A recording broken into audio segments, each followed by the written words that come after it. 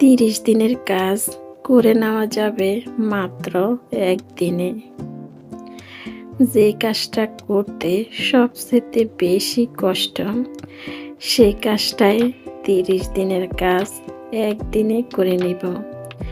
কিভাবে কাজটা করব, কিভাবে 30 দিন সংরক্ষণ করব, সেটাই শেয়ার করব আপনাদের সাথে। আপনারা চাইলে সারা বছরও সংরক্ষণ করে রাখতে পারেন ঠিক এইভাবে করে। তাহলে সবাই চলেন পুরোটা ভিডিও দেখে আসি। বিসমিল্লাহির রহমানির রহিম। সবাইকে আসসালামু আলাইকুম। Hello viewers, welcome to my channel Mim moms blog. কেমন আছো সবাই? আশা করি তোমরা যে যেখানে আছো সবাই ভালো আছো। আলহামদুলিল্লাহ, আমিও ভালো আছি। চলে আসলাম আজকে আবার আরও একটি ভিডিও নিয়ে। আশা করি আজকের ভিডিওটা তোমাদের কাছে ভালো লাগবে।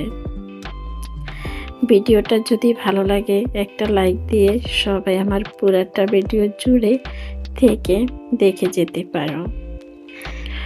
একটা কাজ করতে অনেক কষ্ট, মাঝে মাঝে কান্নাও করতে হয় এই কাজটা করতে গিয়ে। তাই 30 দিনের কাজ এভাবে একদিনে করে নেন আর 30 দিন আরাম করে থাকেন। 30 দিন কিভাবে সংরক্ষণ করব, কিভাবে রাখবো সেটাই শেয়ার করতেছি। পেঁয়াজগুলা পানিতে কিছুক্ষণ ভিজিয়ে রাখলাম, 20 মিনিটের মতো হবে। পেঁয়াজের ছিলকাটা ছিলে সবগুলি পেঁয়াজ একটি চাকরির মধ্যে তুলে পানিটা ঝরে নিতে হবে। আর পানিগুলা যখন ঝরে যাবে তখন আপনারা ছুরি বটি যে যেভাবে কাটতে পারেন। অনেকে আছে ছুরি দিয়ে কাটে, আবার অনেকে আছে বটি ছাড়া কাটতে পারে না।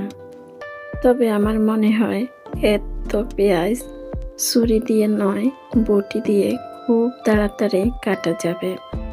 সবগুলি পেঁয়াজ যখন কাটা হয়ে যাবে তখন এরকম লাগবে প্লাস্টিকের বক্স। আর আপনারা যদি এরকম বক্সে না রাখতে চান তাহলে পলিথিনে করে ঠিক ওইভাবে করে রেখে দিতে পারেন। তবে পলিথিন থেকে বক্সের মধ্যে অনেক ভালো থাকবে। আর বক্সে সব একসাথে না রাখতে চাইলে অল্প করে পেঁয়াজ দিয়ে উপরে পলিথিন বিছিয়ে আবারও পেঁয়াজ দিয়ে দিবেন ঠিক এভাবে করে। এভাবে করে সবগুলি পেঁয়াজ সংরক্ষণ করে রেখে দিতে পারেন। 30 দিনের কাজ শেষ হয়ে যাবে একদিনে। রান্না করার সময় কোনো রকম ঝামেলা নয়।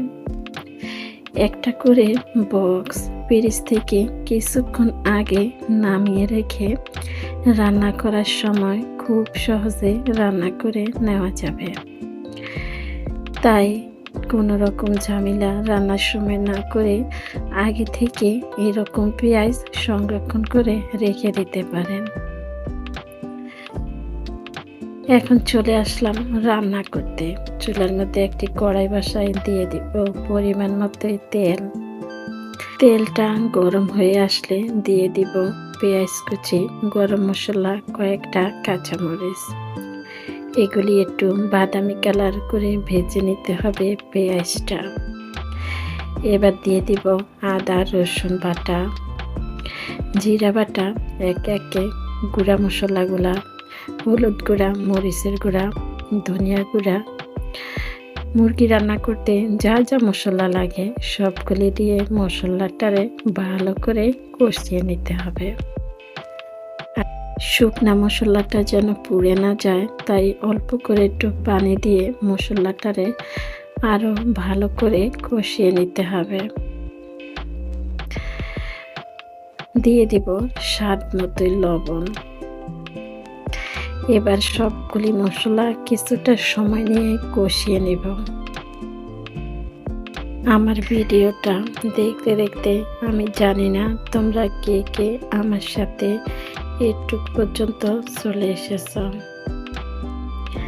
তোমরা যারা এসেছ একটা লাইক দিতে ভুলে গেছো, একটা লাইক দিয়ে দাও। আর আমার ভিডিওগুলো দেখো, এখন পর্যন্ত আমার চ্যানেলটা সাবস্ক্রাইব করোনি, তোমরা চাইলে আমার চ্যানেলটা সাবস্ক্রাইব করে এভাবে আমার পাশে থেকে যেতে পারো। তোমাদের সুন্দর সুন্দর কমেন্টে, এই একটা লাইকে প্রতিনিয়ত চলে আসি তোমাদের মাঝে কোনো না কোনো কিছু নিয়ে। আশা করি তোমরা সব সময় এইভাবে আমার পাশে থেকে যাবে।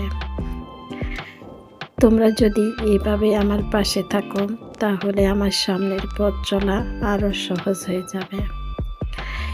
তোমাদের সবাইকে অসংখ্য অসংখ্য ধন্যবাদ এভাবে প্রতিনিয়ত আমাকে সাপোর্ট করার জন্য।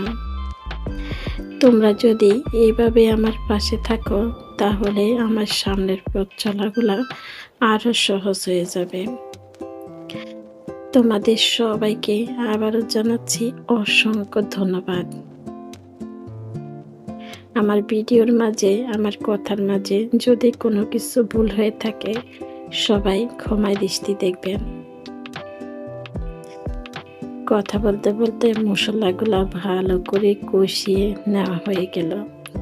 মুরগির মাংসটা দিয়ে মুরগির মাংসটাও ভালো করে কষিয়ে নিলাম।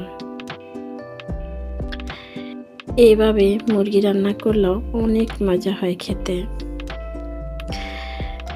মুরগিটা ভালো করে যখন কষানো হয়ে যাবে সামান্য করে পানি দিয়ে কিছুক্ষণ ঢাকনা দিয়ে ডেকে এভাবে শুকনা শুকনা করে মুরগি ভুনা,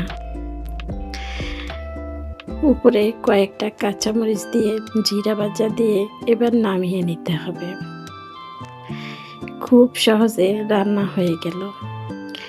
আজকের ভিডিওটা কেমন লাগলো সবাই কমেন্টে জানিয়ে যেতে পারেন। আপনাদের সুন্দর একটি কমেন্টের অপেক্ষায় রইলাম। রান্না কম বেশ সবাই করতে পারে, তারপরও কেন জানি এক একজনের হাতের রান্না এক এক রকম, এক একজনের হাতের রান্নার স্বাদ এক এক রকম আসে। ওই স্বাদগুলা সবার মুখে লেগে থাকে, তাই না? খুব সহজে মুরগির মাংস রান্না হয়ে গেছে, দেখতে খুবই সুন্দর দেখাচ্ছে। তাহলে আজকের মতো আমি এইখানে বিদায় নিলাম। আপনারা সবাই ভালো থাকবেন, সুস্থ থাকবেন।